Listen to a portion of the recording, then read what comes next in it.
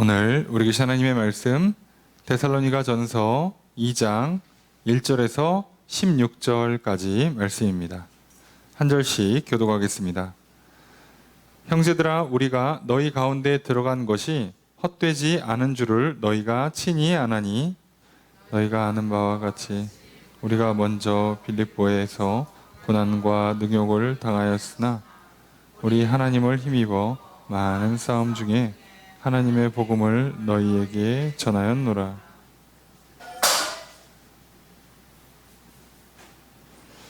우리의 권면은 간사함이나 부정에서 난 것이 아니요 속임수로 하는 것도 아니라 오직 하나님께 옳게 여기심을 입어 복음을 위탁받았으니 우리가 이와 같이 말함은 사람을 기쁘게 하려 함이 아니요 오직 우리 마음을 감찰하시는 하나님을 기쁘시게 하려 함이라. 너희도 알거니와 우리가 아무 때에도 아첨하는 말이나 탐심의 탈을 쓰지 아니한 것을 하나님이 증언하시느니라.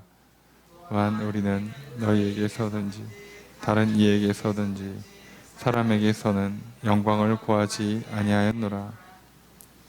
우리는 그리스도의 사도로서 마땅히 권위를 주장할 수 있으나 도리어 너희 가운데에서 유순한 자가 되어 유모가 자기 자녀를 기름과 같이 하였으니 우리가 이같이 너희를 사모하여 하나님의 복음뿐 아니라 우리의 목숨까지도 너희에게 주기를 기뻐하며 너희가 우리의 사랑하는 자 됨이라.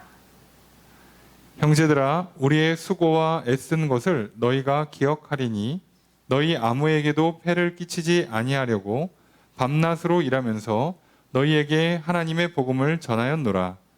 우리가 너희 믿는 자들을 향하여 어떻게 거룩하고 흠이 없이 행하였는지에 대하여 너희가 증인이요 하나님도 그러하시도다. 너희도 아는 바와 같이 우리가 너희 각 사람에게 아버지가 자기 자녀에게 하듯 권면하고 위로하고 경계하노니 이는 너희를 부르사 자기 나라와 영광에 이르게 하시는 하나님께 합당히 행하게 하려 함이라. 이러므로 우리가 하나님께 끊임없이 감사함은 너희가 우리에게 들은 바 하나님의 말씀을 받을 때 사람의 말로 받지 아니하고 하나님의 말씀으로 받음이니 진실로 그러하도다. 이 말씀이 또한 너희 믿는 자 가운데에서 역사하느니라.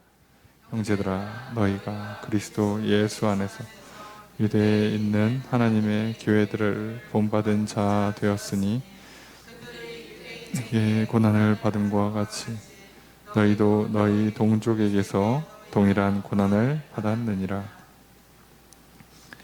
유대인은 주 예수와 선지자들을 죽이고 우리를 쫓아내고 하나님을 기쁘시게 하지 아니하고 모든 사람에게 대적이 되어 우리가 이방인에게 말하여 구원받게 함을 그들이 금하여 그들에게 임하였느니라. 아멘. 할렐루야. 수요일 저녁 주임절에 나와 말씀을 배우신 성도님들을 주님의 이름으로 환영합니다. 우리 옆에 있는 분들과 사랑의 기자를 나누겠습니다. 인사합시다. 사랑합니다. 축복합니다. 이 시간 주 앞에 나와 말씀을 배우신 성도님들에게 주님의 크신 은혜가 함께 있기를 주의 이름으로 축복합니다. 우리 나눠드린 교환 함께 보시면서 오늘 본 말씀 데살로니가 전서 2장 1절에서 16절 말씀 살펴보겠습니다. 먼저 1절과 2절의 상반절까지 함께 읽도록 하겠습니다. 시작. 형제들아, 우리가 너희 가운데 들어간 것이 헛되지 않은 줄 너희가 친히 아나니 너희가 아는 바와 같이 우리가 먼저 빌립보에서 고난과 능욕을 당하였으나. 자, 주어스로가 어떻게 될까요? 너희가 안다예요. 안다.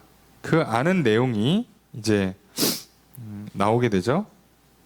그 아는 내용이 뭐냐? 첫 번째, 우리가 너희 가운데 들어간 것이 헛되지 않다. 두 번째, 우리가 먼저 빌립보에서 고난과 능욕을 당했다. 이걸 너희가 안다예요.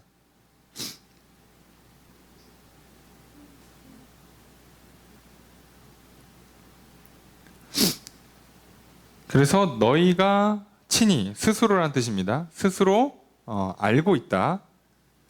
너희 가운데 우리가 들어간 것이 헛되지 않게 되었다.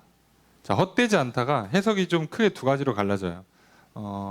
열매가 없게 되지 않았다는 뜻으로 해석이 하나가 되고, 또 하나는 빈손이 아니었다예요. 하나는 들어가서 복음의 결실이 나왔다는 뜻이 되는 거고요. 하나는 들어갈 때 바울과 동역자들이 빈손으로 안 갔다는 얘기예요. 복음도 들고 또 여러 가지 도와줄 수 있는 여러 가지 것들을 갖고 갔다는 얘기죠. 뭘로 해석을 해도 크게 문제가 되진 않아요. 근데 지금 이게 시작부터 결실이 있었다는 얘기를 하는 건지, 갈 때 우리가 빈손으로 가지 않았다는 건지 뭘로 해석해도 말은 됩니다. 그런데 문맥상으로는 빈손으로 안 갔다는 쪽이 조금 더 자연스러워요. 왜 그러냐면 뒤에 내용을 보시면 바울과 동역자들이 폐를 끼치지 않으려고 돈을, 부담을 주지 않았어요. 사례를 요구하지 않았습니다. 그러니까 자비량으로 일을 하면서 사역을 했어요. 그러니까 처음부터 데살로니가에 들어갈 때 빈털터리로 들어오지 않았다는 얘기죠. 처음부터 본인들 먹고 살 거 챙겨서 들어온 거예요. 이 얘기를 왜 하냐? 뒤에도 나옵니다만, 이 당시에 바울과 동역자들을 비방하는 사람들 또는 복음을 대적하는 사람들이 있어요. 예수 그리스도의 복음을 대적하는 사람들이 복음의 내용 자체는 비방하기가 좀 어려워요. 왜냐하면 여러 주장 중에 하나라고 그냥 해버리면 되잖아요. 그러니까 주장 자체는 그 당시에 수많은 철학들이 있었잖아요. 뭐 우주가 이렇다, 사람이 이렇게 태어났다가 이렇게 죽는 거다, 여러 주장을 할 수 있으니까 예수 그리스도에 관한 말씀도 그 자체로 틀렸다라고 말하기는 좀 어렵습니다. 이 당시에는, 지금도 마찬가지죠. 복음을 틀렸다라고 하면 좀 이상해져요. 아니 성경에 써있고 우리가 그렇게 믿겠다는데 뭐라고 못하죠. 그러니까 성경 자체를 틀렸다고 하는 게 아니라 너희만 이상하다, 이런 식으로 몰아가는 거죠. 그러니까 이제 그 다음에는 뭘 공격해야 되냐? 메시지가 공격이 안 되면 메신저를 공격하게 돼 있어요. 그러니까 바울이 전하는 복음을 공격할 수가 없으니까 바울을 공격하는 거예요. 그래서 바울의 전하는 복음의 내용을 공격 못하고, 바울도 그 당시 있었던 그 떠돌이 철학자들 여기저기 돌아다니면서 이런저런 가르침을 전하면서, 우리로 치면은 강사예요. 강연하고 돈 받는 사람들. 바울도 그런 사람 아니냐라고 음모, 루머, 모함, 모욕이 있었던 겁니다. 나쁜 소문이 돌았죠. 그래서 데살로니가 교회를 자꾸 흔들려고 하는 거예요. 그래놓고 결국 자기들의 주장을 집어넣으려고 하는 거죠, 교회에다가. 그 나쁜 사람들 눈에는 사람들이 모여 있으면 여긴 다 먹거리예요. 보통 우리가 사이코패스라고 표현을 하죠. 뭐 어렵게 해석할 것 없이 양심 없는 사람들, 자기 감정에만 충실하고 상대방 감정엔 전혀 공감을 못하는 사람들, 남이 아프든 슬프든 몰라, 지금 내 기분만 중요한 사람들. 그렇기 때문에 다른 사람에게 악랄하게 굴 수가 있죠. 다른 사람이 고통을 주더라도 나만 기쁘면 되니까. 그래서 사이코패스는요, 특정을 하는 게 아니라 정도를 놓고 따져요. 그래서 우리도 다 조금씩은 사페 기질이 있는 거죠. 사람은 다 조금씩. 왜요? 옆에 있는 애 이렇게 쿡쿡 찔러면서 괴롭히면서 나 웃고 있잖아. 자, 이거 다 사실 따지고 보면 다 사이코패스적인 경향을 보이는 거예요. 근데 우리는 정도가 심하지 않으니까 이 정도면 정상이라고 하는 거죠. 근데 심한 사람들은 진짜 상대방이 피 흘리고, 상대방이 빚더미에 앉고, 상대방이 사회에서 매장당하고, 그래도 신경 안 쓰는 그 수준으로 가면 이제 이 사람은 양심이 기능을 하지 않는, 양심 없는, 성경 표현대로 하면 양심의 화인을 맞은 사람인 거죠. 자, 이 사람들은요, 사람이 모여있으면 여기는 자기 먹거리가 있다고 생각을 해요. 이 중에 한 놈만 걸려라 해요. 들어가서 사기를 치든 괴롭히든, 오늘날 여러 가지로 표현을 하잖아요. 그루밍이다, 뭐라고 그래요? 뭐 요즘 뭐 걸그룹들 뭐 템퍼링이다 뭐라고 이름 막 붙여가면서 하지만 다 결국은 사기치는 거잖아요. 거짓말 하는 거죠. 그래서 자기들 말 듣게 만들고 자기들 유리하게 돈을 뺏고 이 사람들의 그 인생을 망가뜨리는 작업들을 하려고 그래서 바울을 공격해요. 근데 이 사람들은요, 이 가르침을 통해서 뭘 얻고 싶은 거예요? 1차적으로 돈을 받고 싶어요. 그 다음에 명예를 얻고 싶단 말이죠. 그러니까 바울이 지금 자기의 이 잘못된 소문, 자기를 향한 루머들, 악성 루머들이 돌 때 이걸 변호해야 된단 말이에요. 변호해야 되는 입장에서는요, 그럼 뭐를 얘기해야 돼요? 나는 돈 받고 일하지 않았다. 그렇게 얘기하면 되죠. 두 번째, 나는 나의 명예를 위해서, 나의 인기와 영광을 위해서 일한 게 아니다. 요 두 가지를 얘기하면 됩니다. 그래서 오늘 본문에 12절까지는 그 변호예요. 그래서 내가 실제로 돈을 들고 들어갔고 내 돈으로 사역을 했고 돈이 떨어지면 니들한테 부담을 안 주려고 내가 자비량으로 일했다예요. 그러니까 자기는 가르침을 통해서 돈 벌려는 사람이 아니라 진짜 복음을 전했다는 얘기예요. 자, 오늘 이 본문을 오늘날 수많은 목회자들한테 적용시키면 다 듣기 싫어요. 이 얘기는 불편한 얘기가 돼요. 성도들이 목사의 메시지가 오해되지 않도록 하기 위해서 목사가 일부러라도 돈 얘기를 안 하는데, 그러기가 쉽습니까? 우린 거꾸로 얘기하지. 여러분들 똑바로 알고 신앙생활 하라고 가르치는 겁니다 라고 하면서 돈 얘기를 하죠. 반대로 하고 있어요. 반대로. 그런데 더 놀라운 건 예나 지금이나 사람들은 항상 거짓에, 달콤한 거짓말에, 그럴듯한 명분에, 뛰어난 화술, 웅변술에 넘어가죠. 그러니까 속이는 사람이나 속는 사람이나 거기서 거긴데 그냥 겉으로 봤을 때는 속은 사람이 피해자일 뿐이에요. 하나님 볼 땐 다 똑같이 어리석은 인생들입니다. 그러니까 바울은 지금 이걸 증명하는 거예요. 나는 빈손으로 안 갔어. 그리고 우리는 심지어 빌립보에서 고난과 능욕을 당하고 왔어. 무슨 얘기예요? 우리는 명예를 위해서 온 것도 아니란 얘기예요. 앞에서 이미 한 차례 휩쓸고 가서 인기와 명예를 얻고 누린 다음에 이제 우리는 전국 투어하듯이, 월드 투어하듯이 이제 저기 빌립보에서 성황리에 강연을 마치고 온갖 부와 명예를 다 얻은 다음에 다음 투어는 데살로니가예요. 이렇게 한 게 아니란 얘기예요. 우리는 빌립보에서 올 때 돈 들고 왔고 이미 빌립보에서 고난당하고 모욕받고 왔어. 우리는 그걸 추구하는 사람들이 아니야. 이 얘기를 하는 겁니다. 그런데 한번 생각해 보세요. 뒤에도 나옵니다만 그리스도인들이요, 이 세상에서 돈을 추구한다, 인기와 명예를 추구한다, 성경 가르침대로는 죽었다 깨나도 믿음 생활 제대로 못합니다. 정말 심하게 얘기하면 천국 보장 못 드려요. 다른 길이에요. 처음부터 다른 길이에요, 여러분.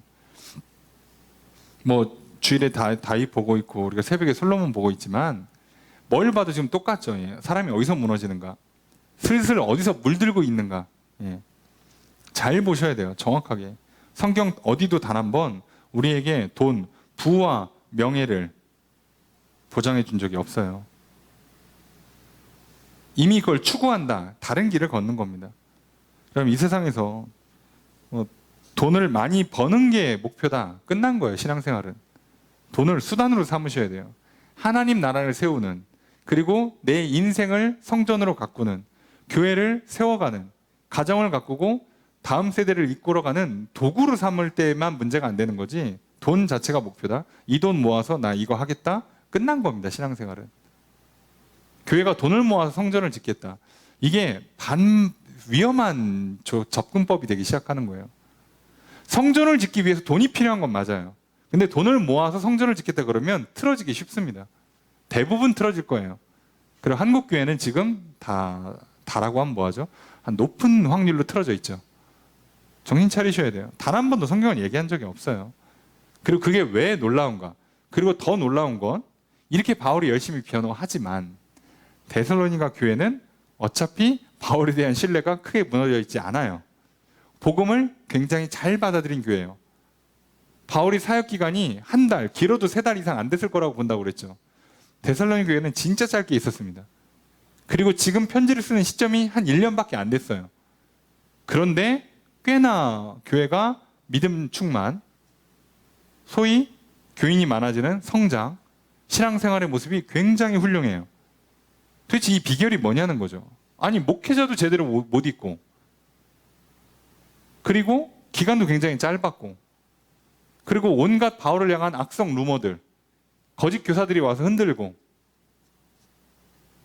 아무리 이거를 중간에 막 신라를 보내서 막 도와주고 했어도 어떻게 이렇게 잘 컸느냐는 거죠. 흔들리지 않을 수 있었냐는 거예요. 그 비결도 다 나옵니다. 바울이 얼마나 정직하게 사역을 했는지 자기 변호를 제대로 할 수 있는 것, 그리고 데살로니가 성도들은 어떻게 그렇게 짧은 시간에 좋은 믿음, 굳센 믿음, 바른 신앙을 가질 수 있었는가, 오늘 본문의 비결이 다 나오는 거예요. 자, 2절의 두 번째 문장 읽습니다. 시작.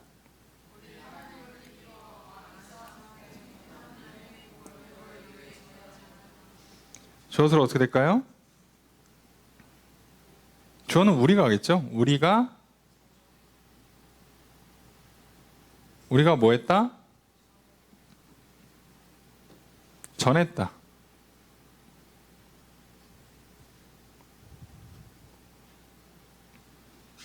자, 이게 힘입다가 무슨 동사 같잖아요. 동사 맞아요.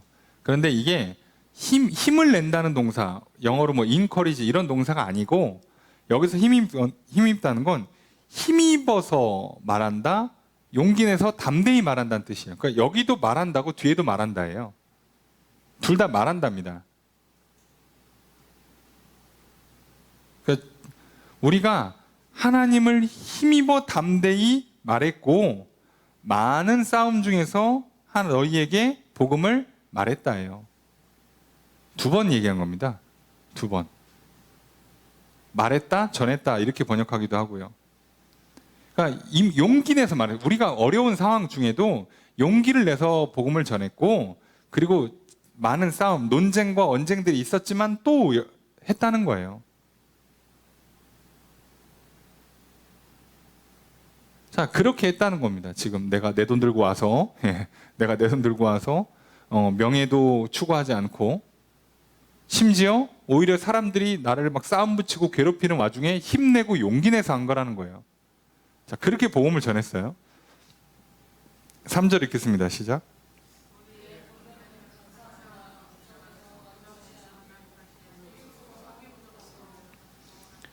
주어수로는 어떻게 될까요? 우리의 권면은 그냥 이다 아니다로 끝난 거죠. 아니다. 자, 세 가지가 아니래요. 첫 번째, 간사함이 아니다. 두 번째, 부정에서 난 게 아니다. 세 번째, 속임수로 한 것이 아니다. 자, 간사함이라고 되어 있는데, 이거 간사함 말 그대로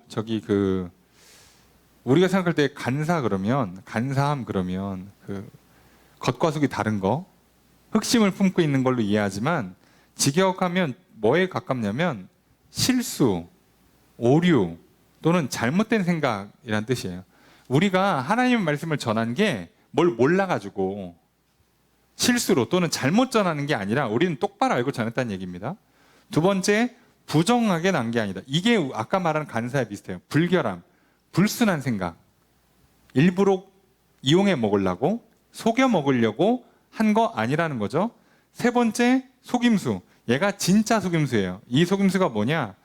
미끼를 던져서 고기 잡는 거를 뜻하는 단어입니다. 고기 잡으려고 처음부터 미끼를 넣은 거예요. 또는 덫이란 뜻이고, 기만, 속임이란 뜻이죠. 이게 진짜 속이는 거예요. 우리는 그런 거 아니라는 거죠. 우리가 권면한 건 몰라서 한 것도 아니고, 그게 겉과 속이 다르게 한 것도 아니고, 사람들 낚아서 속여 먹으려고 한 것도 아니라는 거예요. 자, 그럼 뭐냐? 4절의 첫 번째 문장 읽습니다. 시작.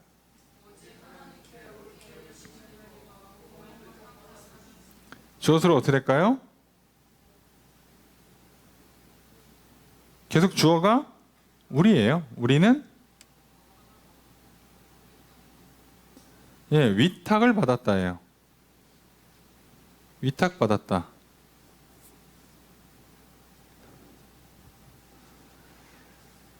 자, 우리는 하나님께 옳게 여김을 받는다. 이게 테스트를 통과했다는 뜻입니다.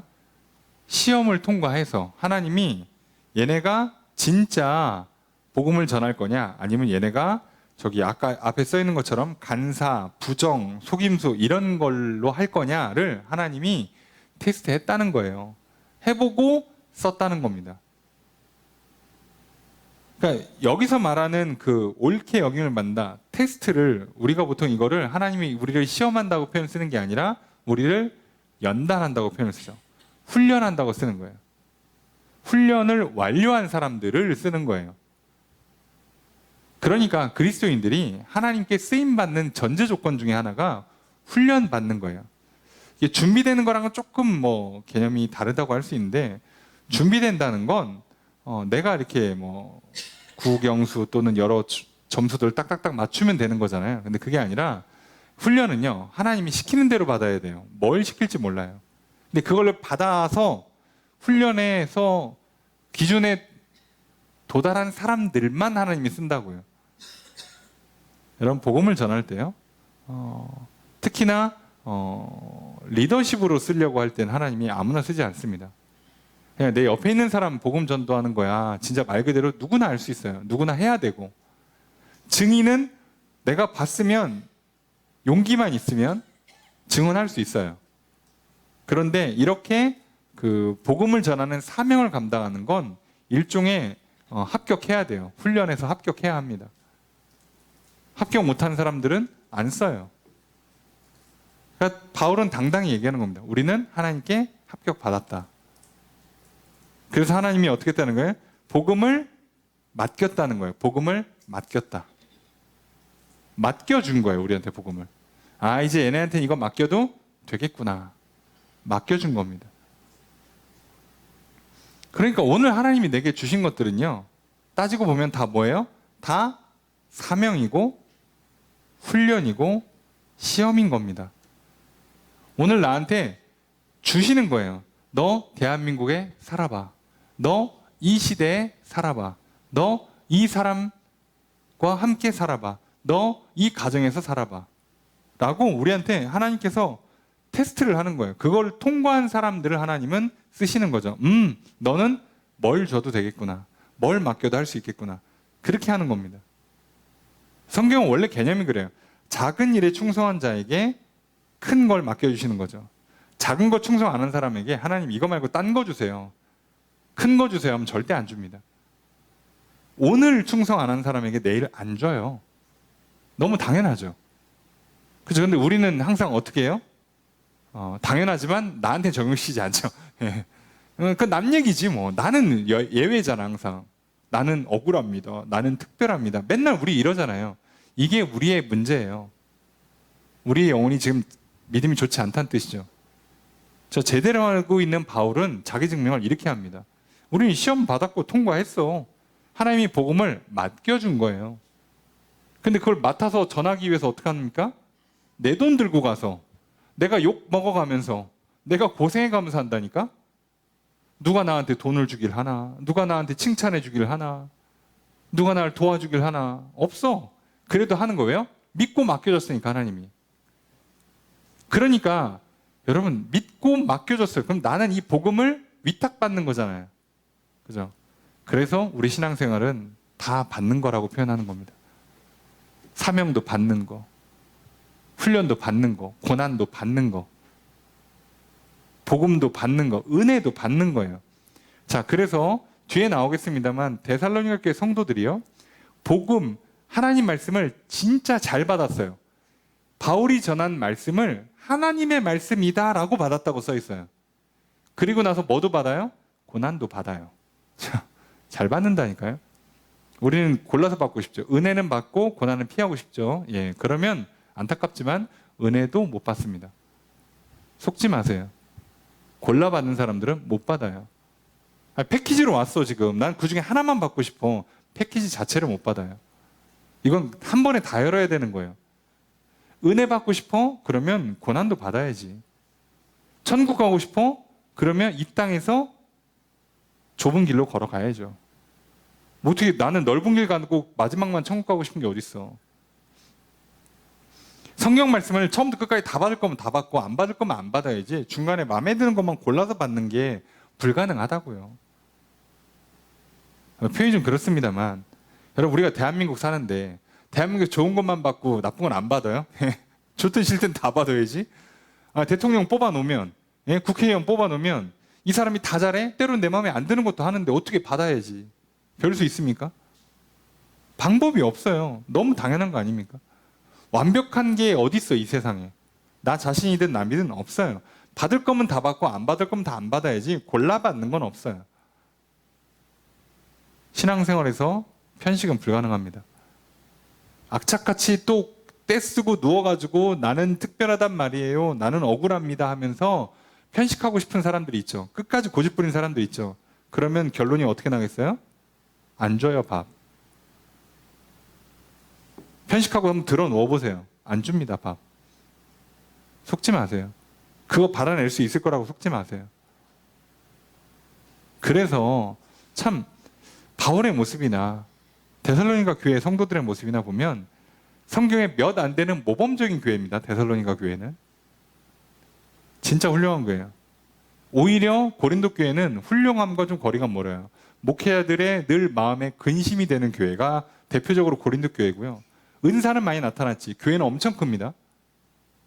사실 소아시아 지역에서 탑3 중에 하나니까 엄청 큰 교회예요.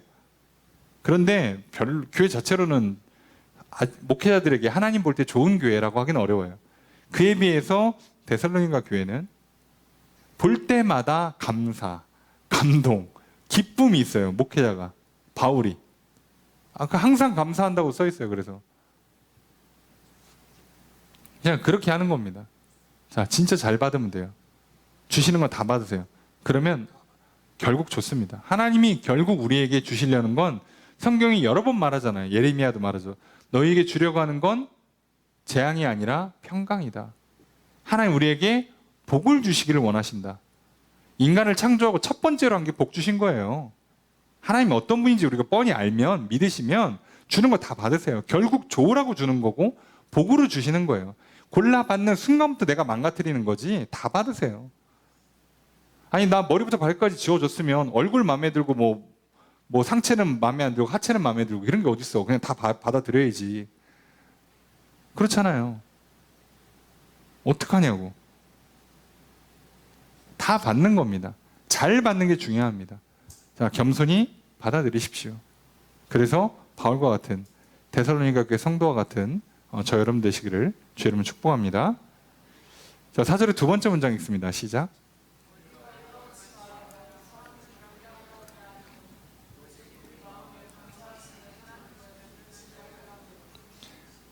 주어서로 어떻게 될까요? 우리가 말한다예요. 이렇게 말한다. 왜? 하나님 기쁘시게 하려고. 우리는 여태까지 말했던 것 그리고 지금 너희들한테 이렇게 말하는 것 다 뭐 때문에? 하나님의 기쁨을 위해서. 그분이 우리의 마음을 감찰하시니까. 하나님의 기쁨을 위해서. 사람을 기쁘게 하려는 게 아니에요. 처음부터. 자, 신앙생활 잘하는 비결은 간단하죠? 하나님을 기뻐하는 거고요. 하나님께서 나를 기뻐하게 만드는 거예요. 나도 하나님을 기쁨으로 받고 하나님께서 나를 기쁨으로 받으시도록 하는 겁니다. 그러니까 뭐만 하면 돼요? 하나님께만 집중하고 있으면 돼요. 저 사람이 내가 하나님께서 하라는 대로 했는데 상대방이 나를 좋게 보면 이 사람이랑 친하게 지내는 거예요. 상대방이 싫어하면 그냥 이 사람이랑 멀어지는 거예요. 할 수 없어. 어떻게 온 세상 사람이랑 다 친하게 지낼 수는 없으니까. 우리는 뭐만 하는 거라고? 하나님만. 이해되십니까? 우리가 일을 하든 사람을 만나든 이 자체로 목적을 삼는 게 아니라고요. 나는 얘랑 친하게 지내고 싶어. 쟤는 내 스타일이 아니야. 여러분, 인생이 괴로워지는 비결이에요. 얘가 되게 마음에 들어서 친하게 지내는데요. 사람은 변합니다. 무슨 뜻인지 아시겠어요? 이거 결혼하신 분들은 다 알죠. 사람은 변합니다. 사랑합니다, 사모님. 자, 무슨 뜻인지 아시겠어요? 변해요, 사람이. 나도 변하고 남도 변해요. 근데 지금의 모습을 기준으로 마음에 든다고 그렇게 어떻게 그걸 기쁨으로 받을 수가 있냐고. 확정되지 않은, 변할 수 있는 가능성이 있는, 그리고 대다수 나빠지는 게 분명한 것을 뻔히 알면서 우리가 그거에다 기쁨을 두면 결국 우리에게 돌아오는 건 허무, 실망, 수치, 후회가 돌아오는 거예요.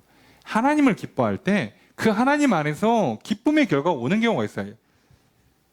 설마 우리가 하나님 열심히 섬기고 하나님 말씀대로 살고 사람들 만날 때마다 막 사랑합니다, 축복합니다, 찬양 부릅시다, 그러면 왕따 당할 것 같죠? 아니요. 그 와중에 친구가 있어요. 이 사람 평생 솔로로 살다 죽을 것 같죠? 아니요. 때 되면 조금 배우자 만납니다. 직장생활 사회적응 못하고 살 것 같죠? 아니요. 다 일하고 먹고 살아요. 걱정하지 마세요. 하나님을 기뻐하느냐 아니면 내가 기뻐하는 것을 따라가느냐의 차이예요.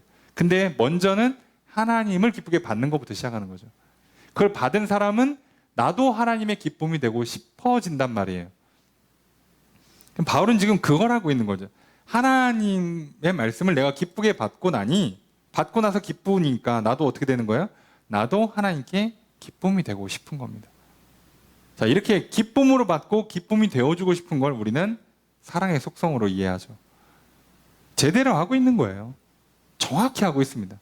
정말 어쩜 이렇게 사람이 한치 오차가 없을까 싶을 정도로. 성경에서 가장 모범적인 신앙생활은 회심 후 바울의 모습이에요. 그냥 그렇게 이해하시면 제일 좋습니다. 가장 정확한, 그나마 가장 롤모델이 되는. 성경에서 가장 유명한 인물을 꼽으라면 그 중에 한 사람 다윗이 꼽히는데요. 다윗은 훌륭한 신앙생활의 롤모델은 아니에요.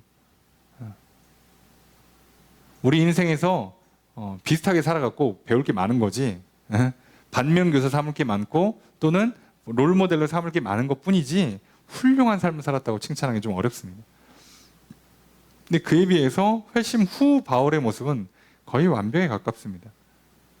정답지라고 이해하시면 좋아요. 진짜로 그렇게 했죠. 하나님을 기쁘게.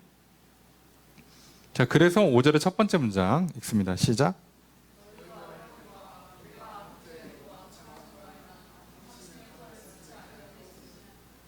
주어를 어떻게 될까요? 너희가 아는 것처럼이란 뜻이에요. 주어는 우리가 안 했다예요. 안 했다. 안 했다. 뭘 안 해요? 아첨하는 말이나 탐심의 탈을 쓰지 않았다. 아첨하는 말은 아시겠죠? 남한테 소위 사탕발림을 하진 않았어요. 그런데 탐심의 탈, 요게 해석하기 조금 어렵습니다만 탐심 돕는 탐욕이라고 번역되고 그것의 탈, 변명, 핑계, 이유도 안 했다. 내가 욕심 부려놓고 그럴듯한 변명 안 했다는 거예요. 또는 욕심을 갖고 있지만 겉으로는 욕심이 없는 척. 이거 나를 위해서 하는 게 아니라 다 하나님 위해서 하는 겁니다. 이런 식으로 겉과 속이 다르게 안 했다는 겁니다. 아예 진짜로 없으니까, 진짜로 탐심이 없으니까, 하나님께 기쁨이 되고 되는 게 목표라서 굳이 사람 마음 기쁘게 하는데 목표가 없어. 나는 진짜 사랑으로 정말 권면하려고 위로하려고 얘기했는데 그냥 저 사람이 마음에 안 들어요. 그냥 나를, 내 말을, 내 행동을 할 수 없는 거야. 그냥 바울은 그거에 대해서 할 수 없게 받아들입니다. 어느 지역 가서 복음을 전했는데 안 받아들여. 그럼 할 수 없어요. 다음 지역 가는 거예요. 어떡합니까? 내가 정말 마음에 들어. 여기 오래 있고 싶어. 근데 하나님이 떠나라. 그럼 떠나는 거예요. 눈에 보이는 결과물이 목표가 아니라 하나님이 목표였다고, 바울은. 하나님의 기쁨, 하나님과 화목한 관계, 하나님과 신뢰와의 관계, 하나님과 사랑의 관계를 맺는 게 목표였기 때문에 다른 건 신경 안 써요. 그러니까 사람한테 잘 보일 이유가 애시당초 없었어요. 이렇게 얘기하면 오늘날 뭐라고 그러겠어? 사회생활 되게 못하네. 사회성 없다. 저거 참 눈치도 없고 지할 말 다 한다. 아니에요. 바울 얼마나 예의 바르게 했는지 몰라요. 바울 참 말 가려서 상처 안 주게 하려고 엄청 애를 썼습니다. 그런데도 안 되는 건 안 된다니까요. 오히려 아첨하고 그렇게 가면 쓰고서는 그런 떡하게 살면 훨씬 쉬워요. 세상살이가. 바울은 일부러 어려운 길을 갔어요. 하나님께 기쁨이 되려고. 일 안 하고 건너뛰어봐 얼마나 쉬워요. 근데 다 해. 내게 맡겨진 거. 얼마나 힘들겠습니까? 근데 하나님께 기쁨이 되려고. 그렇게 하는 거예요. 그렇게. 일해본 사람들은 알죠. 예. 진짜 일을 하는 사람들은요, 보이지 않는 곳에서부터 일을 해요. 그런데 그 사장님한테 잘 보이고 뭐 팀장한테 잘 보이려는 사람은 그 사람 있을 때만 열심히 하면 되잖아요. 그래서 달라요. 완전히 달라요. 자, 게다가 이 말을 담대히 하죠. 5절의 두 번째 문장 읽습니다. 시작. 주어를 어떻게 될까요? 하나님이 증언하신다라고 되어 있는데 직역을 하면 하나님은 증인이다예요. 증인이다. 하나님은 증인이시다. 하나님이 증인이다예요. 어떻게 보면 진짜 대단한 자신감이죠. 다른 건 몰라도 하나님은 확실히 아신다. 이렇게 얘기할 수 있다는 거죠. 여러분, 세상에서 우리가 억울한 일을 당해도 하나님이 증인이라고 얘기할 수 있을 정도라면 여러분 뭐 잠깐 억울하고 말겠죠 뭐. 에휴 뭐 말로 설명하면 뭐하냐. 니들은 정작 본 건 하나님은 다 보셨는데 니들은 보지도 않고 괜히 오해나 하고 그 사람 음해나 하고 괴롭히기나 하고 됐다. 어차피 난 니들한테 잘 보이려고 안 해. 우리가 세상 살면서 사람들이 조금만 내 마음을 뭐 안 알아주면 얼마나 실망합니까? 툭하면 삐지고 짜증내고 불평하고 화내고. 근데 바울은요, 지금 엄청난 악성 루머에 시달리고 있어요. 오해를 받고 있어요. 공격당하고 있어요. 그래도 눈 하나 깜빡 안 합니다. 쥐들은 어차피 보지도 않고 머릿속에 상상으로 얘기하는 거잖아. 그런데 하나님은 다 보셨어. 누구는 모를지언정 하나님은 아셔. 네, 하나님이 아시죠.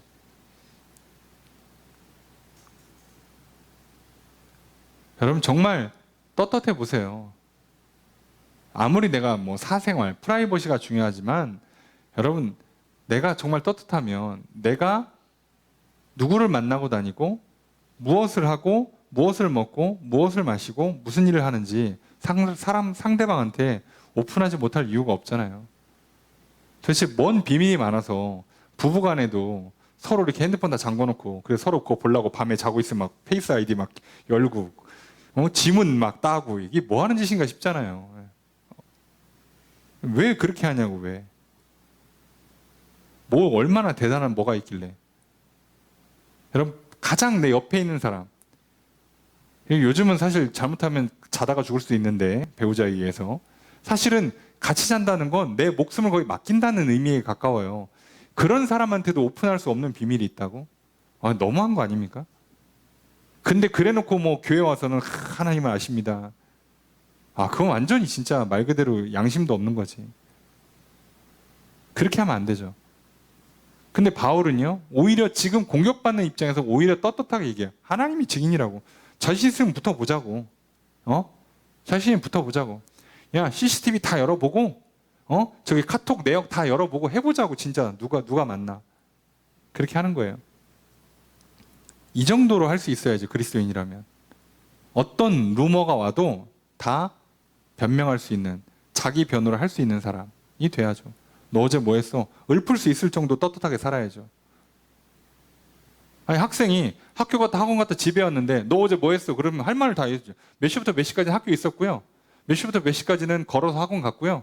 학원에서 몇 시부터 몇 시까지 있었고요. 그리고 버스 타고 집에 왔습니다. 그 학원 가는 길에 저기 편의점 가서 뭐 하나 먹었고요. 집에 와서 몇 시까지 뭐 하다가 1시간 뭐 쉬다가 잤습니다. 얘기할 수 있어야지. 그런데 말을 못한다? 뭔가 있죠. 뭐 미안한 얘기인데 학생이 뭘 대단한 사생활이 있고 대단한 비밀이 있어서 저게 뭐 나라를 지킵니까? 그건 비밀 요원이에요? 아니죠. 속지 마세요. 여러분 내가 성도에게, 목회자에게, 배우자에게, 부모에게 내 하루의 삶을 얘기할 수 없는 삶을 살았다? 여러분 그냥 무릎 꿇는 게 맞아요. 잘못 산 겁니다. 바울은 그런 얘기 안 하잖아요. 나 다 드러내 보라고. 다 얘기해 주겠다고. 참 오늘 바울이 어떤 삶을 살았길래 이렇게 루머 앞에 당당할 수 있는가? 우리는 정치적인 이슈를 볼 때마다 아니 저기 그 고소고발 하니까 안 간다고 단식하고, 아니 전 더 웃긴 게 그러고 갔는데 저기 그 구속이 안 됐어요. 아시죠? 그러니까 그러고 나니까 제3자 입장에서 저 뭐 누구도 편들지 않는 제3자 입장에서 너무 이 장면이 웃긴 거예요. 아니 구속될까봐 단식하다가 갔는데 이 사람도 구속이 안 돼. 이건 지금 뭐지? 이거 지금 그 단식하는 걸 굳이 끌어다가 집어넣은 사람도 웃기고 단식한 사람도 웃기고, 내가 봤을 땐 둘 다 뒤가 구리죠. 지금 양쪽 다 깨끗하지 않죠. 그런 사람들한테 우리는 지금 나라를 맡기고 있어야 돼요. 여러분, 내 살아생전에 평안을 누리고 싶기를 원하시면 기도하십시오. 나라를 위해서, 위정자들을 위해서. 아니 누굴 믿어 지금 저 인간들 중에. 죄송합니다만 뭐 하는 거야 도대체? 예. 이 사람들 그래놓고 이게 나라를 바로 세우기 위함이다. 예? 지금 국제 경제가 이렇고 국제 질서가 이러니까 우리가 이래야 된다고 하는 말이 진짜일까요? 예. 안타깝지만 가짜겠죠. 그렇게 하는 겁니다. 진짜 떳떳하게 사는 인생이 아니라면 좀 돌아보세요. 예? 핸드폰 열어놓고 컴퓨터 열어놓고 나갈 수 있는지 한번 생각해 보세요. 미국의 한 국립공원에서 사람들이 자살하니까 그 절벽 입구에 써놨대잖아요. 컴퓨터 하드디스크 정리하고 오셨는지 확인해 보시라고. 그 문구 써놨더니 자살률이 떨어지더래. 야, 세상에. 어떻게 살았으면. 네. 우리가 한번 참 생각해 보셔야 돼요. 하나님을 증인으로 내세울 수 있는 인생 되시기를 주의 이름으로 축복합니다. 자, 6절 읽겠습니다. 시작.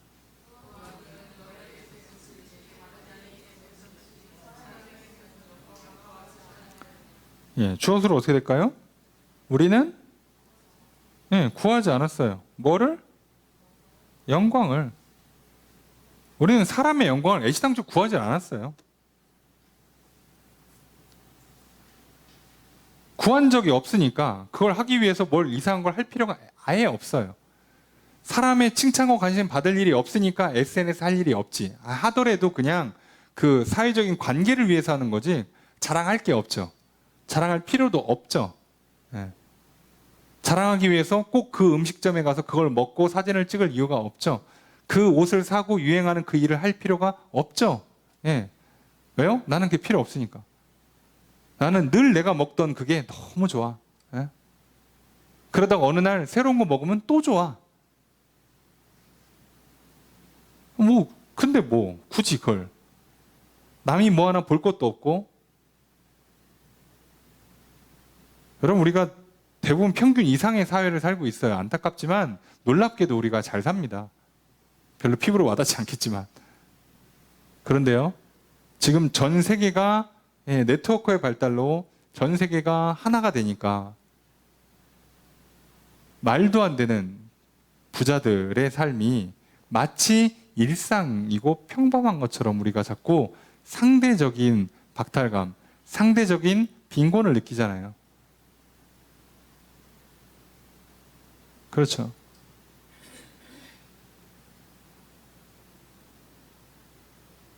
근데 잘 생각해 보세요. 정작 우리가 알고 있는 그 재벌들은 안 한다니까? SNS에다가 나 뭐 먹었는지 안 올린다니까요? 여러분들은 머릿속에 기억이 나십니까? 빌 게이츠가 어디로 휴가 갔는지? 예? 빌 게이츠 결혼식 장소가 어딘지 기억이 나세요? 안 알려줘요. 알려줄 필요가 없어요.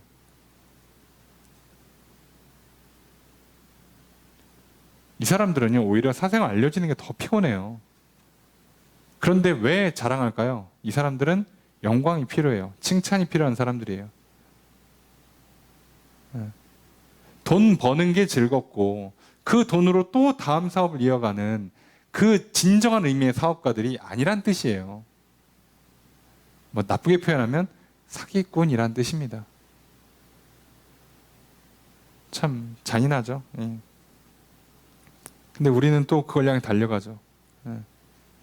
계시록 말씀처럼 바벨론을 향해 달려가고 바벨론 못 들어간 사람들은 안타까워하고 있는 기현상. 그런데 망할 때는 못 들어간 사람들은 살죠. 특이하게도. 그런 거예요, 현실은. 예.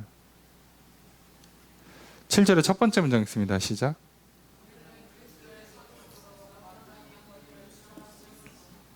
주어서로 어떻게 될까요? 우리는 주장할 수 있다. 뭐를? 권위를. 우리는 그리스도의 사도로서 직역을 하면 이렇게 돼요. 무게를 잡고 있을 수 있다. 무게가 있을 수 있다예요. 그래서 이걸 조금 부드럽게 번역하면 우리는 그리스도의 사도로서 권위 안에 있을 수 있다. 권위 가운데 있을 수 있다예요. 할 수 있어요. 없는 게 아니라 할 수 있는데 안 하는 거라고. 여러분, 우리도 할 수 있는데 안 하는 거라고요. 그리스도인들은 못 하는 게 아니라 안 하는 거라고요.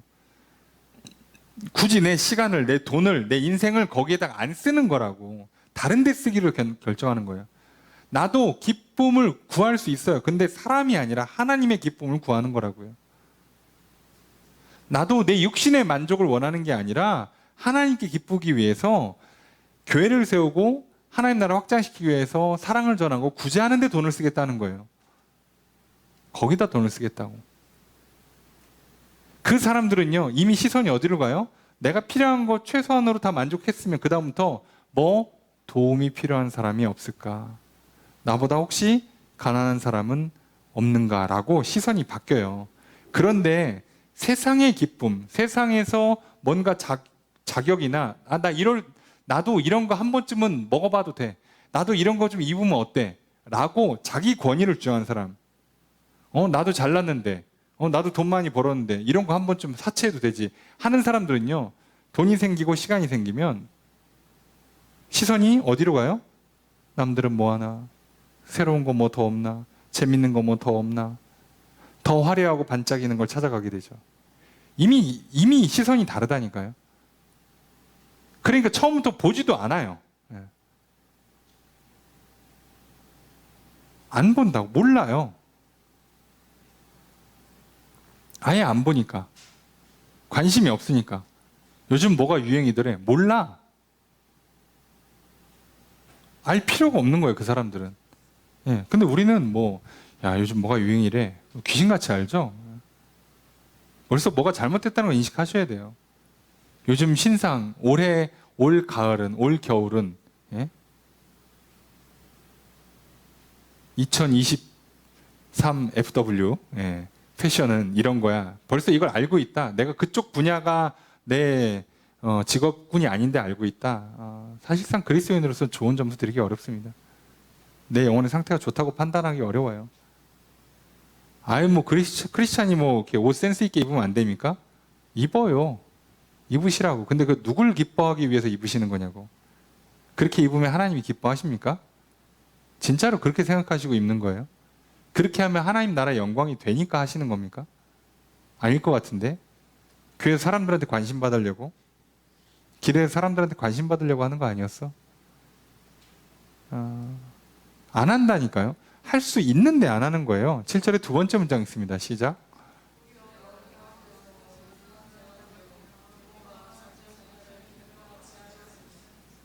주어서는 어떻게 될까요? 그죠? 우리는 이제 주어는 우리는 뭐다?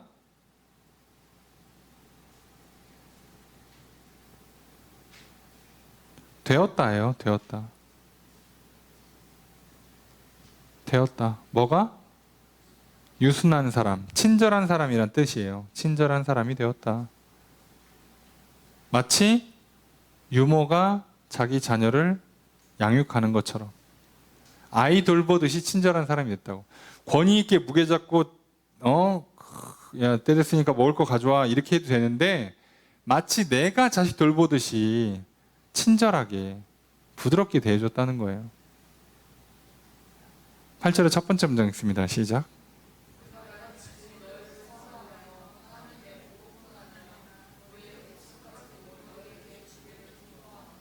주어서는 어떻게 될까요? 우리가 자, 사모했다도 나와요. 사모했다, 기뻐했다예요. 사모한다, 애정의 감정을 갖는다는 뜻이에요. 애정의 감정을 갖는다. 우리가 너희를 사랑하는 마음이 들어서 복음뿐만 아니라 목숨까지도 주는 게 기쁘다고요. 자, 핵심은 뭐냐? 주는 게 기쁘다고요. 주는 게 기쁘다고. 이게 사랑의 속성인 거 아시겠죠? 바울은요, 데살로니가 교회 성도들을 사랑했어요. 바울은 교회를 사랑했어요.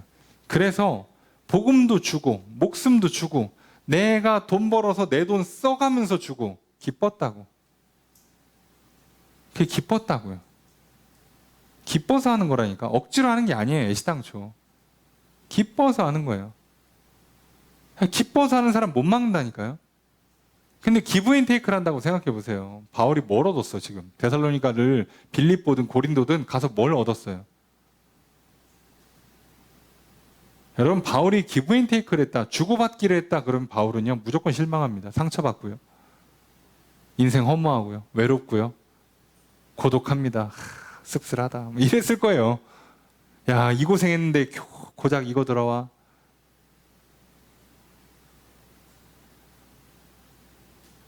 여러분 마찬가지예요. 저도 만약에 기브앤테이크를 생각하면 목회 이렇게 못해요. 뭐 이렇게 열심히 해. 그냥 뭐 설교 한 40분 하고 끝내야지. 그러나 하나님 말씀 전하는 기쁘기 때문에 여러분이 졸든지 말든지 저는 그냥 1시간 반 내리 달리고, 여러분들이 좀 웃으면서 했으면 한 2시간 할 건데, 표정 보아하니까 더 했다가는 안 될 것 같고, 그래서 그냥 적당히 끊는 거지. 기뻐서 하는 거죠. 억지로 해봐 이거 못합니다. 어떤 목사가 이 고생해가면서 이 노동을 쓰냐고. 기쁘니까 하는 거예요. 좋으니까 하는 겁니다. 하나님께 이 모습을 보여드리는 게 기쁘고 여러분들에게 복음을 전하는 게 기쁘니까 하는 거죠. 안 그러면 못해요. 오늘 내가 이렇게 했는데 끝나고 갈 때 목사님 은혜 많이 받았습니다. 한마디도 안 해. 끝나고 가는데 이렇게 책상에다가 커피 한 잔 안 올려놔. 안 돼. 내 다음부터 하나 봐라. 금방 열정이 식어요. 사람이기 때문에. 그러니까 우리가 인간관계를 맺을 때도요, 내가 기뻐서 내가 사랑해서 손해보면서 해야지. 기브앤테이크 하잖아요. 참 인생 피곤해집니다. 나중에 남는 사람 없어요. 새벽에 보신 분들 아시죠? 솔로몬이 어떻게 했는지. 다윗은 우정을 쌓았는데요, 솔로몬은요 비즈니스를 했어요. 안 됩니다. 머리 써봐야 안 돼요. 인생. 죄송한데 이 세상에 나보다 머리 준 사람 너무 많아요. 못 이겨요. 게다가 기뻐서 한다니까. 이 진짜 참 놀라운 고백을 하죠. 8절에 두 번째 문장 있습니다. 시작. 주어서 어떻게 될까요? 너희가 되었다 또는 되었기 때문이다. 뭐가 됐대요? 우리의 사랑하는 사람. 우리가 사랑하는 사람이 됐다는 거예요. 좀 사랑한다는 얘기죠. 결국은 사랑해서 기뻐서 했다고. 애시당초 바랄 게 없었어요. 9절의 첫 번째 문장 있습니다. 시작. 주어서는 어떻게 될까요? 너희가 기억할 거다. 뭐를? 우리의 수고와 애쓴 것을. 이거 기억할 거라는 거예요. 왜 수고하고 애썼을까? 9절의 두 번째 문장 있습니다. 시작.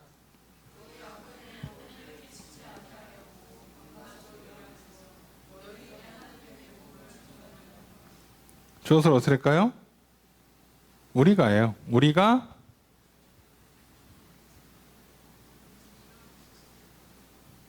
일하면서 일했고 전했다. 왜? 폐를 끼치지 않으려고. 폐를 끼친다는 한국식 번역이고요. 직역하면 짐이 되지 않으려고. 너희 중에 누군가한테도 짐이 되지 않으려고 일하면서 복음 전했대요. 짐이 안 되려고. 성도들한테 부담을 안 주려고.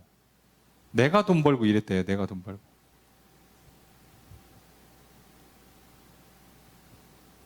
오늘날 우리가 이렇게 복음을 전하고 오늘날 목회자들이 이렇게 교회를 섬긴다면 아무 문제 없을 것 같은데. 그죠? 그렇잖아요. 내가 아끼면 되지.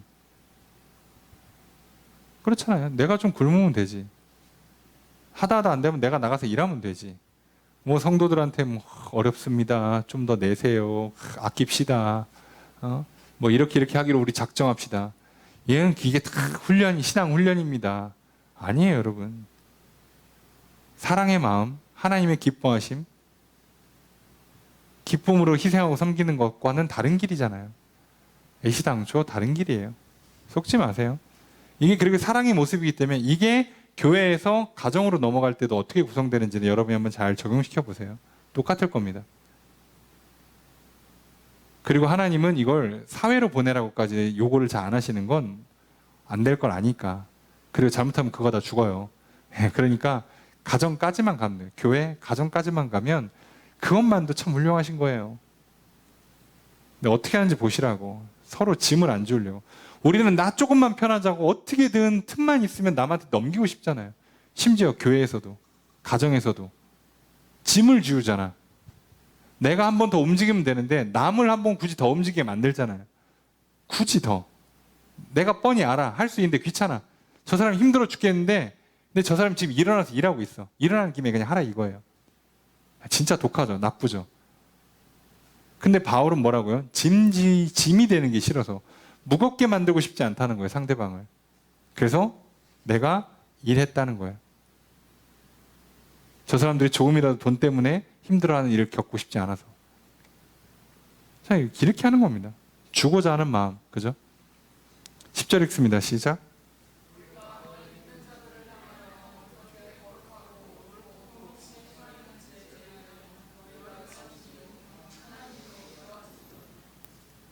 주어서로 어떻게 될까요? 너희와 그죠? 하나님이 증인이다. 뭐에? 우리가 어떻게 거룩하고 옳고 흠없이 행했는지. 자, 이제는 증인에 뭐까지 들어와요? 너희도 들어와요. 너희도 봤지? 하나님은 이미 보시고 계시고 너희들도 봤지? 우리 진짜로 그렇게 했어. 얼마나 당당합니까? 멋있지 않습니까? 너도 봤잖아. 이렇게 얘기할 수 있는 사람. 예? 하나님 보셨죠? 라고 떳떳하게 얘기할 수 있는 사람. 핸드폰 열 수 있는 사람. 자기 개인 PC를 열어볼 수 있는 사람. 얼마나 멋있어요. 여러분 진짜 잔인한 표현인데 오늘 밤 우리 다 같이 죽었다고 칩시다. 그래서 왜 갑자기 교인들이 하루아침에 다 죽었나 그래서 네? 조사가 들어와. 핸드폰 다 까볼 거 아니에요. PC 다 열어볼 거 아닙니까? 그렇게 다이어리 다 뒤져보고. 괜찮으시겠어요? 네? 괜찮아요? 괜찮냐고 진짜. 우리 그렇게 살고 있냐고요. 한번 생각해 보세요. 정신 차리셔야 돼요. 이렇게 사는 거예요, 그리스도인들은. 뭘 사생활이고 개인생활이고 그런 얘기 자꾸 하지 마시고 그렇게 살았다고. 2000년 전, 3000년 전, 지금 똑같다고요. 하나님을 증인으로 모실 수 있는, 나를 가까이서 본 사람들을 증인으로 모실 수 있는. 여러분이 만약에 진짜 억울한 일을 당할 때 여러분은 지금 누구를 증인으로 데려올 수 있어요? 너만큼은 나 잘 알지. 내가 다 보여줬지. 그날 나랑 같이 있었지. 너 내 증인이 좀 돼줘. 라고 할 사람이 있어요. 누가 이상한 악성 루머로 퍼뜨린다 칩시다. 그럼 나는 진짜 그만큼 정직한, 여기 말한 것처럼 거룩하고 옳고 흠없는 모습을 보여줬냐고, 누군가한테. 그 사람이 증언을 해줄 수 있겠냐고요. 그런 사람이 있어요?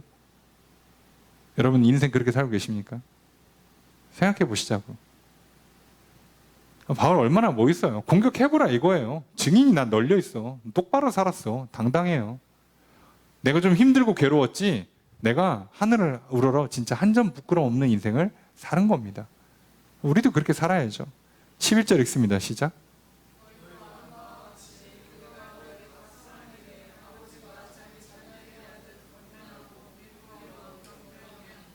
주어서로 어떻게 될까요? 우리가 자 권면하고 위로하고 경계했다. 너희 각각 사람에게 했다는 거예요. 자, 권면과 위로는 사실상 같은 단어예요. 파라클레오의 파생형이라 그 성령님이 파라클레토스죠. 예, 함께하는 사람. 그래서 옆에서 가르쳐주는 가정교사를 뜻하는데 그게 그래서 위로자라고도 번역이 되고 충고, 격려하는 사람으로 번역이 돼요. 그래서 권면과 위로라고 번역을 한 거고요. 경계한다라고 돼 있는데 이 경계한다는 뭐 직역을 하면 증언한다에 더 가까워요. 그러니까 증언을 해주는 거예요. 무슨 얘기냐면 내가 봤는데 거긴 위험해 라고 얘기해 주는 겁니다. 자, 그렇게 옆에서 얘기를 해주는 거예요. 그게 증언이 곧 경고가 되는 거죠. 내가 너보다 몇 년 살아보니까 그거는 안 좋더라 라고 얘기를 해주는 거예요. 증언을 해주는 겁니다. 그게 상대방한테는 경고가 되는 거예요. 바울은 그렇게 했어요. 권면도 하고 위로도 하고 경고도 하고 용기도 불어넣고 그죠? 마음을 토닥여주기도 하고 그리고 증언 내가 해봤는데 또는 내 경험이 성경의 말씀이 그거 안 된대 라고 경고의 말도 해주는 거예요. 다 하는 겁니다. 자식한테 하듯이. 12절 읽습니다. 시작.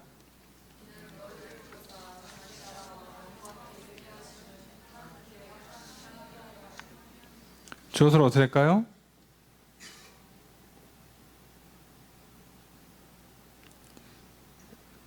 자, 이게 그 이유를 설명하는 거라서 왜 이렇게 했냐면 이것은 때문이다. 그죠?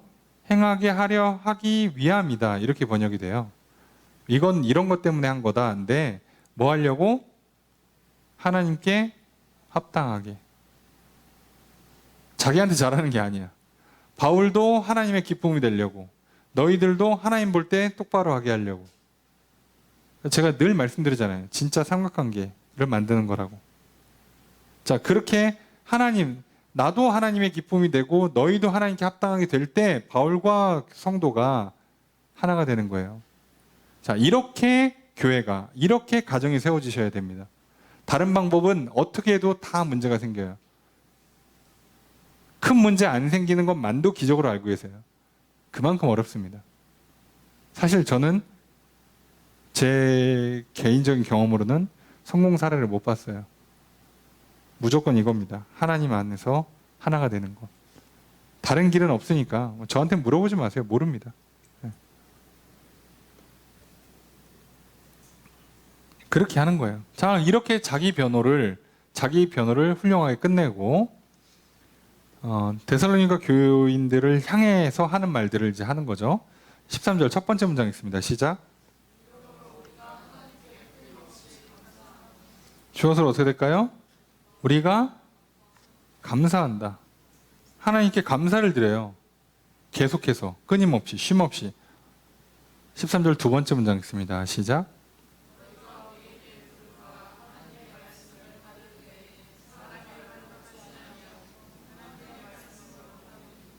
자, 이유를 설명하죠. 주어서로 어떻게 될까요? 너희가 받았다. 뭐를 받아요? 그죠? 우리에게 들은 하나님의 말씀을 받았어요. 그죠? 근데 어떻게 받았대? 받을 때 하나님의 말씀으로 받아요. 자, 이게 직역을 하면 받을 때 사람의 말로 받지 않고, 그러니까 이게 뭐냐? 너희가 우리에게 들은 말, 곧 하나님의 말씀을 받아들일 때 사람의 말이 아니라 실제로 하나님의 말씀이다라고 받아들였다는 거예요.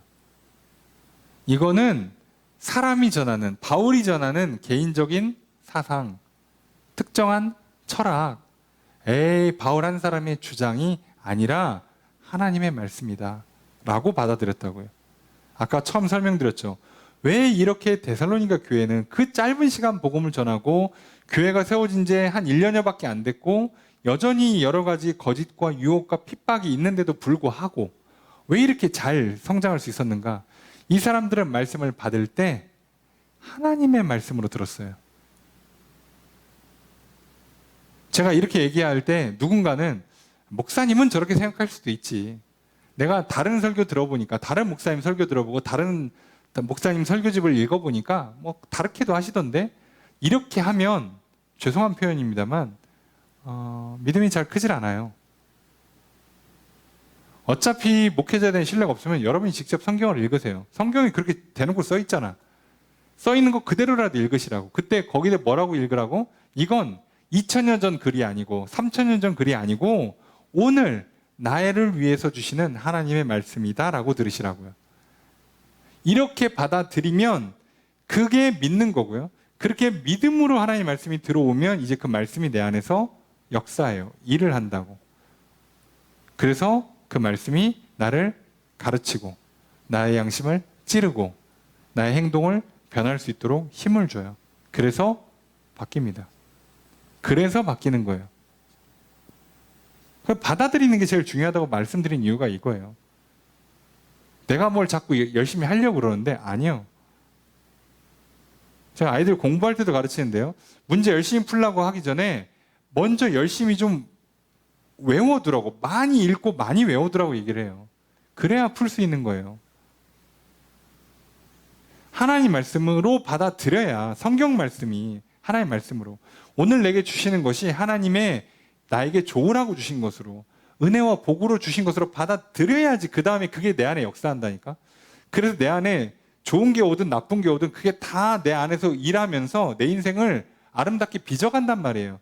근데 내가 아까 말씀드린 것처럼 취사 선택을 한다, 편식을 한다, 골라서 받겠다, 그러면요 잘 들어오지도 않고 들어와도 일을 못해요. 그러니까 다 받아야 된다고 말씀드린 이유가 이거예요.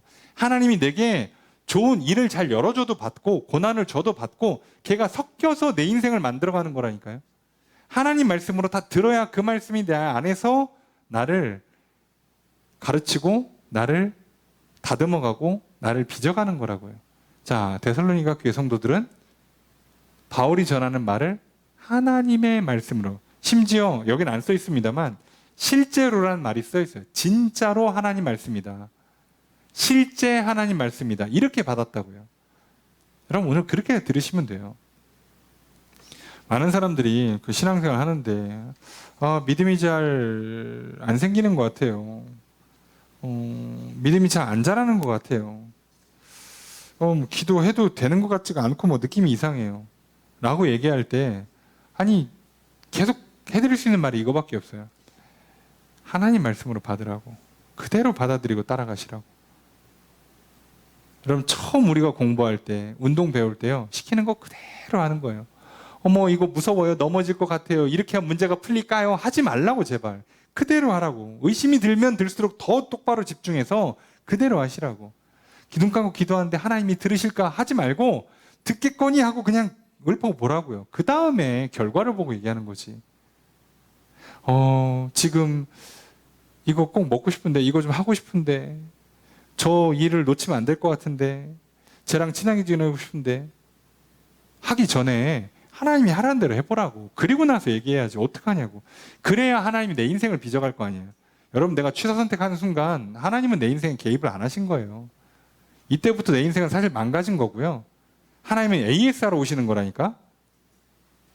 만들러 오시는 게 아니라 고치러 오시는 거예요. 그러니까 다 뜯어 고치셔야 돼요. 그럼 또 싫지. 그러니까 안 그래도 편식하는데 그걸 뜯어 고치면 또 싫지. 악순환이 됩니다. 그러니까 처음부터 그냥 골고루 주는 대로 다 받으세요. 말씀도 하나의 말씀으로 받았더니 이 사람들은 뒤에 보니까 고난도 그대로 받아요. 역시나 잘 받습니다. 데살로니가 교회는 정말 잘 받았어요. 13절 세 번째 문장 있습니다. 시작.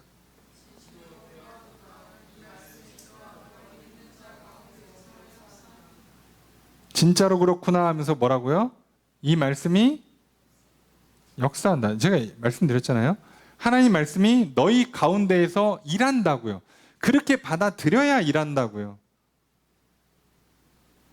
아이고 목사님 꼭 저렇게 얘기하시네.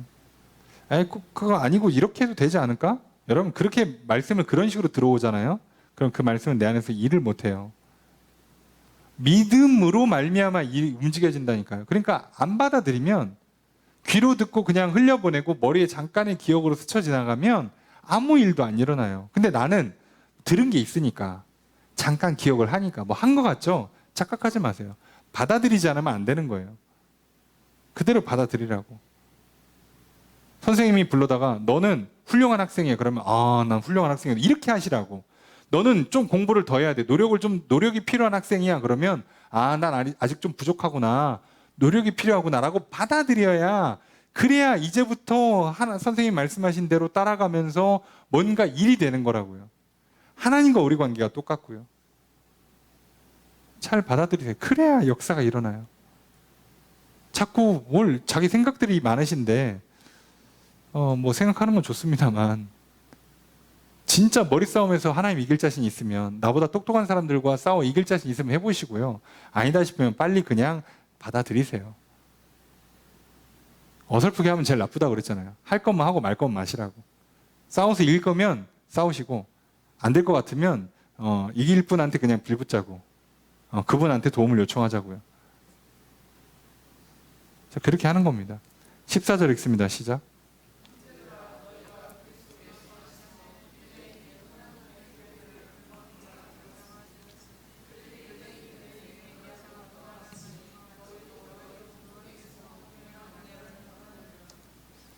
주어를 어떻게 될까요? 너희가 되었다. 어떤 사람? 본받는 자가 되었어요. 본받는 사람이 됐어요. 뭘 본받는 사람? 그리스도 예수 안에서 유대에 있는 하나님의 교회. 유대에 있는 교회, 예루살렘 교회를 본받는 사람들이 됐어요. 왜 이 얘기를 하나 봤더니, 이 유대에 있는 그리스도인들이 유대인들에게 고난받았어. 그리고 너희도 너희 동족에게서 고난을 받아요. 너희가 제대로 보고 배웠구나라는 얘기예요. 뭐라고? 왜? 고난을 받으니까. 안 피합니다, 고난을. 받으라고요. 인생 살다 보면 참 괴로운 일이 있으시죠. 억울한 일이 있으시죠. 답답한 일이 있으시죠. 당하시라고. 당하면 그게 내 속을 막 뒤집어 놓으면서 내 잘못된 것들을 깎아내고요. 내 모난 성품들을 다 긁어내고요. 그리고 내가 진실로 하나님 앞에 무릎 꿇을 수 있도록 나를 겸손하게 만들어요. 그게 내 안에서 역사한다고. 고통이, 하나님이 주시는 고난이 내 안에서 역사한다고. 근데 그거 피해서 어디로 가려고, 뭘 할 수 있는데, 나중에요, 역사가 없는 고통이야. 그냥 순수한 아픔이야. 순수한 아픔. 아프기만 하고 끝나요. 아무 일도 안 일어나. 아파고 끝나. 그냥 병이야, 병, 말 그대로. 근데 하나님께서 주시는 고난은 내 안에 역사를 한다니까? 일을 한다고요. 하나님 없이 일어나는 것들은 그냥 생 고통이에요. 무슨 의미가 있어, 그게. 그래서 잘 배우고, 잘 혼나고, 잘 먹고, 잘 자고, 잘 아파야 애가 잘 크는 거예요. 너무 당연한 거죠. 그렇게 하는 겁니다. 고난도 잘 받았죠. 15절 읽습니다. 시작.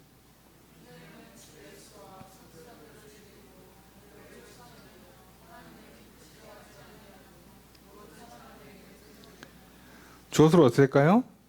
유대인은 죽이고 쫓아내고 기쁘게 하지 않고 대적이 됐다. 그죠? 유대인들 예수님 선지자 죽였고, 그리스도인들을 쫓아냈고, 하나님 기쁘게 안 하고, 모든 사람은 그리스도인이겠죠. 모든 그리스도인들의 대적이 됐어요. 네. 자, 이 얘기 왜 하냐? 뒤에 보니까 유대인들 벌 받을 거야 얘기하는 거죠. 16절 첫 번째 문장 있습니다. 시작.